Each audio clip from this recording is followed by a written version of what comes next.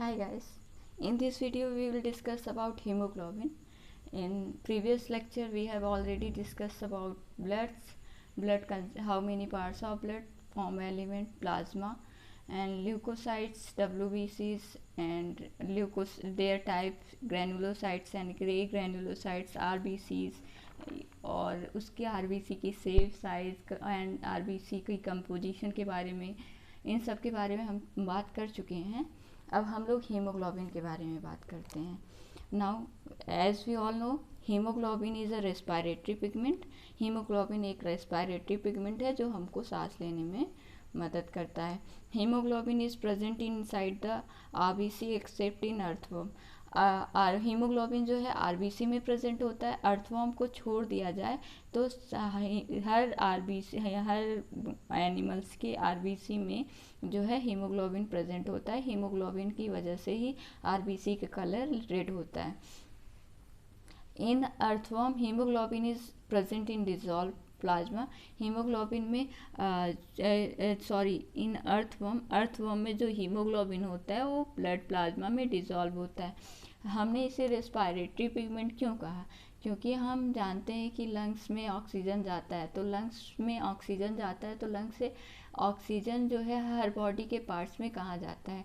जब ब्लड जाता है लंग्स के पास तो वो ब्लड से एल्वुलाई से जो है ऑक्सीजन जो है ब्लड की सेल्स में चले जाते हैं आरबीसी में। हमें पता है कि आरबीसी में कितने परसेंट 32% जो है हीमोग्लोबिन प्रेजेंट होता है। तो 32% हीमोग्लोबिन क्या करता है, ऑक्सीजन से बाइंड कर लेता है और हमारी हर बॉडी की सेल्स को ऑक्सीजन पहुंचा देता है। तो अर्थवर्म में जो हीमोग्लोबिन होता है वो ब्लड प्लाज्मा में डिजॉल्व रहता है। हीमोग्लोबिन का एक जो मॉलिक्यूल्स है उसमें 9512 यानी कि 9512 एटम प्रेजेंट होते हैं, जिसमें कार्बन एटम जो है वो 3032 प्रेजेंट होता है, 32 प्रेजेंट होता है। हाइड्रोजन एटम 4816 यानी 4816 प्रेजेंट होता है। ऑक्सीजन कितने एटम्स प्रेजेंट होते हैं? 872 प्रेजेंट होते हैं, तो यानी 872। और नाइट्रोजन 780 यानी 780। सल्फर एसिड और फेरस ये 4 एटम प्रेजेंट होते हैं। यानी आयरन के हीमोग्लोबिन में कितने एटम्स प्रेजेंट होते हैं? तो आयरन के हीमोग्लोबिन में 4 एटम्स प्रेजेंट होते हैं। यही पूछा जाता है कि आयरन के कितने एटम्स हीमोग्लोबिन में प्रेजेंट होते हैं। ये सब तो नहीं पूछा जाता है, ये तो वैसे ही थोड़ी एक्स्ट्रा नॉलेज के लिए बता दिया गया। In haemoglobin iron atom is present in the form of ferrous. Haemoglobin में जो आयरन एटम है वो फेरस के फॉर्म में प्रेजेंट होता है, यानी Fe2+ के फॉर्म में प्रेजेंट होता है। मसल्स की हीमोग्लोबिन को हम मायोग्लोबिन कहते हैं। मसल्स की हीमोग्लोबिन को हम क्या कहते हैं? मसल्स की हीमोग्लोबिन को वी कॉल मायोग्लोबिन, जिसमें आयरन एटम जो है फेरिक के फॉर्म में प्रेजेंट होता है। अंतर क्या है?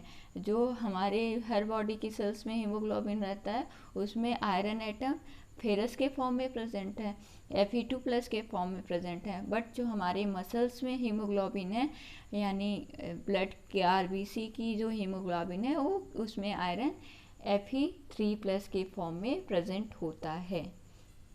Structure of RBC. अब हम स्ट्रक्चर के बारे में, आरबीसी के स्ट्रक्चर के बारे में बात करेंगे। अब हम लोग हीमोग्लोबिन के स्ट्रक्चर के बारे में बात करेंगे। हीमोग्लोबिन को हम HB से लिखते हैं। तो हीमोग्लोबिन में 2 पार्ट्स होते हैं। पहला पार्ट्स है हीम, जिसे हम जो 5% प्रेजेंट होता है, 5% प्रेजेंट होता है। और हीम किसका बना होता है? आयरन का होता है। ग्लोबिन दूसरा पार्ट है ग्लोबिन। ग्लोबिन किसका होता है? प्रोटीन का बना होता है। कितना परसेंट होता है? 95%। तो हीमोग्लोबिन 2 पार्ट्स का कंसिस्ट होता है, जिसमें 5% आयरन होता है और 95% प्रोटीन होता है। आयरन को हम हीम कहते हैं और प्रोटीन को हम ग्लोबिन कहते हैं। Haem parts is made up of ring like structure called tetrapyrrole ring. Haem part जो है वो रिंग लाइक स्ट्रक्चर से बना होता है, जिसे हम टेट्रापायरल रिंग कहते हैं। देखो, जब हीमोग्लोबिन में ग्लोबिन नहीं प्रेजेंट होगा तो हम उसे क्या कहेंगे, उसे हम हीम कहेंगे।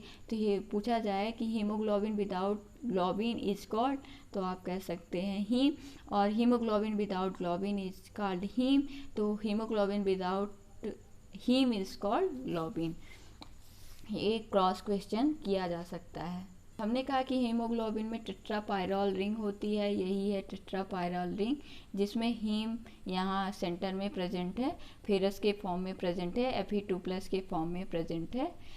ये Fe2+ है, हर कॉर्नर पे Fe2+ रहेगा। तो टेट्रा यानी 4 कॉर्नर है, तो चारों कॉर्नर पे एक एक Fe2+ मॉलिक्यूल्स रहेंगे। यहाँ लिखा गया है कि at each of the corner of the pyrrole ring, her pyrrole ring के कॉर्नर में क्या आयरन एटम फेरस के फॉर्म में प्रेजेंट होता है। ग्लोबिन पार्ट्स प्रोटीनेशियस नेचर में प्रोटीनेशियस होता है, और वो 4 पॉलीपेप्टाइड चेन से बना होता है, जिसमें 2 अल्फा चेन होती है और 2 बीटा चेन होती हैं। ये पूछा जाता है कि जो ग्लोबिन है, पहला तो उसका नेचर कैसा है, प्रोटीनेशियस है। दूसरा चीज़, वो कितने पॉलीपेप्टाइड बॉन्ड से बना होता है, कितने पॉलीपेप्टाइड चेन उसमें होती हैं, तो उसमें 4 पॉलीपेप्टाइड चेन्स होती हैं। उसमें 4 पॉलीपेप्टाइड चेन्स में 2 अल्फा चेन्स होती हैं और 2 बीटा चेन्स होती हैं। हर अल्फा चेन्स में 141 अमाइनो एसिड्स होते हैं, यानी 2 अल्फा चेन्स हुई, 2 अल्फा चेन में 2 × 141 अमाइनो एसिड्स होंगे। 4 चेन हुई ना, तो 2 अल्फा 2 बीटा। अब each beta chain is made up of 146 amino acids, her beta chain में 146 अमाइनो एसिड्स होते हैं। तो 146 अमाइनो एसिड यानी 2 बीटा इज इक्वल टू 2 × 146। अच्छा, प्रोटीन किसका बना होता है, प्रोटीन अमाइनो एसिड का बना होता है ना। तो प्रोटीन अमाइनो एसिड, कई सारे अमाइनो एसिड्स मिल करके न्यूक्लियोटाइड बनाते हैं, और कई न्यूक्लियोटाइड पेप्टाइड बॉन्ड से बन करके पॉलीपेप्टाइड चेन बनाते हैं। वही पूछा गया है कि जब ग्लोबिन प्रोटीन का बना है तो उसमें कितने पॉलीपेप्टाइड चेन रहेंगी, तो 4 पॉलीपेप्टाइड चेन रहेंगी, जिसमें 2 अल्फा चेन्स हैं, 2 बीटा चेन्स हैं। अब हम 2 अल्फा चेन्स यानी 141 और 146, ये दो हैं, तो इनको हम टोटल करेंगे तो कुल कितने टोटल अमाइनो एसिड्स होंगे, 574 अमाइनो एसिड। पूरे हीमोग्लोबिन में कितने अमाइनो एसिड प्रेजेंट होंगे, तो 574 अमाइनो एसिड प्रेजेंट होंगे। 574 अमाइनो एसिड हीमोग्लोबिन में प्रेजेंट होते हैं। एक मॉलिक्यूल्स हीमोग्लोबिन का 4 मॉलिक्यूल्स ऑक्सीजन को ट्रांसपोर्ट करता है। एक हीमोग्लोबिन का मॉलिक्यूल्स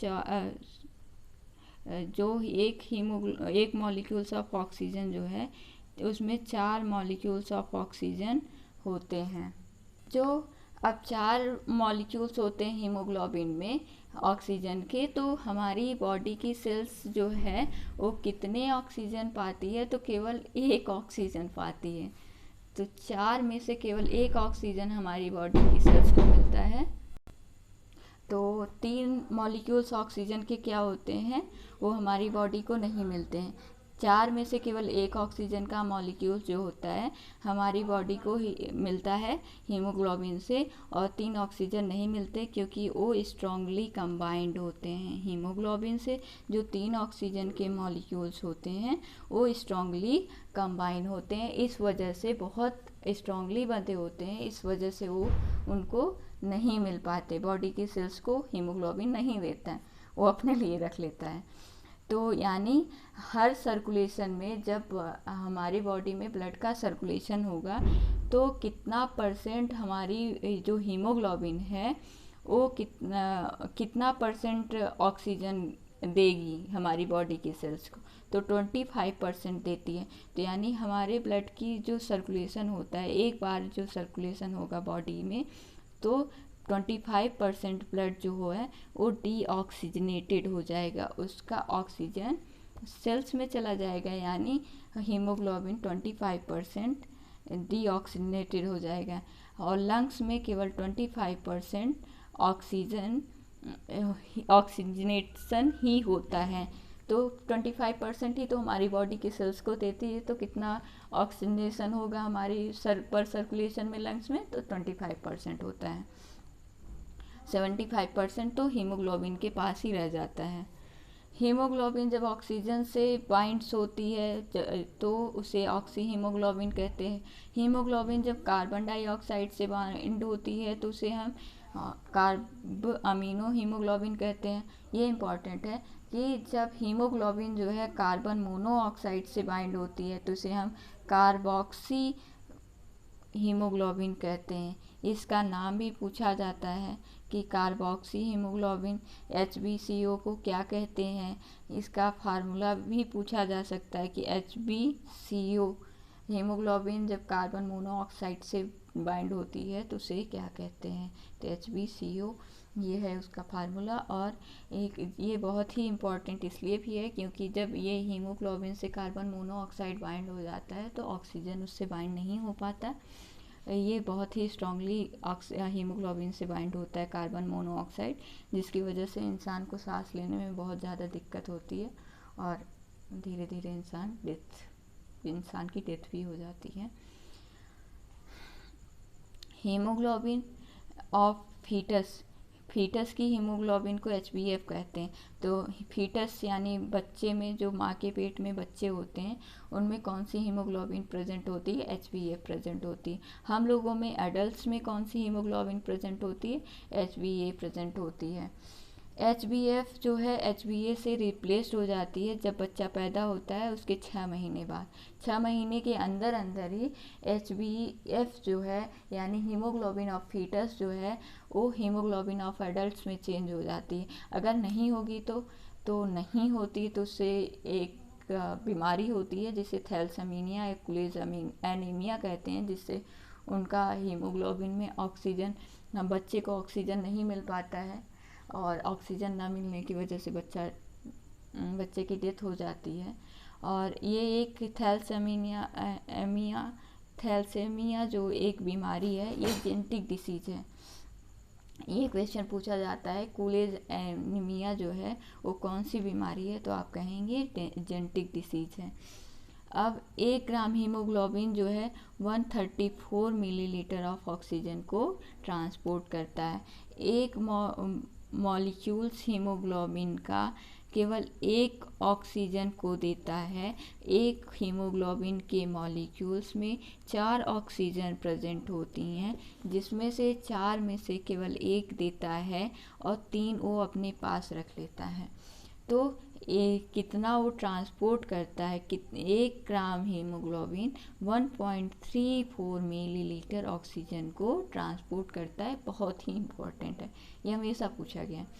अब 12 से 16 ग्राम 12 to 16 gram haemoglobin 100 millilitre 100 millilitre blood में प्रेजेंट होता है। ये भी पूछा जाता है कि 100 मिलीलीटर ब्लड में कितने हीमोग्लोबिन प्रेजेंट होते हैं, कितने ग्राम हीमोग्लोबिन प्रेजेंट होते हैं, 12 to 16।